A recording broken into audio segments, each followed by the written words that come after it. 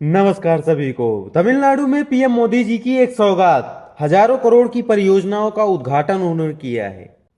प्रधानमंत्री नरेंद्र मोदी जी ने एक बार फिर दक्षिण भारत की जमीन से विकास का बिगुल बजाया है।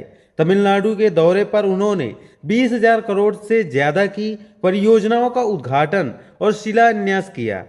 इसमें रेल, सड़क, बिजली और उद्योग से जुड़े कई बड़े प्रोजेक्ट शामिल हैं। आइए जानते हैं पीएम मोदी ने कौन कौन सी परियोजनाएं शुरू की हैं और इसमें आम आदमी यानी आम लोगों को क्या फायदा होगा।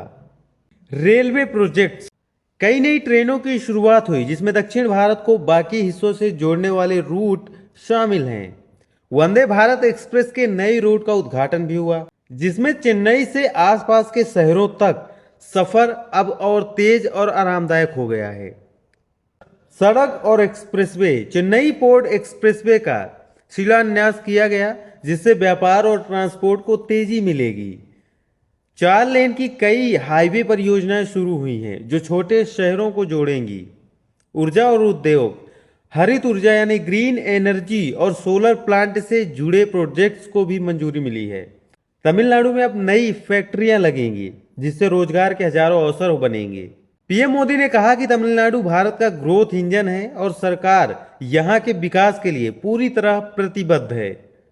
तमिलनाडु के मुख्यमंत्री एम.के. स्टालिन ने इस दौरे पर स्वागत किया, लेकिन साथ ही केंद्र सरकार पर यह आरोप भी लगाया कि राज्य के फंड्स में कटौती हो रही। विपक्षी दलों की इस पे क्या राय रही? कांग्रेस और अन्य विपक्षी दलों ने कहा कि दौरा लोकसभा चुनाव 2026 की तैयारी का एक हिस्सा है और असली मुद्दे से ध्यान भटकाने की कोशिश है।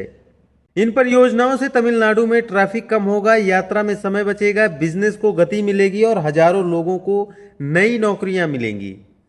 यानी मोदी सरकार ने एक बार फिर विकास को वोट बैंक से जोड़ा है।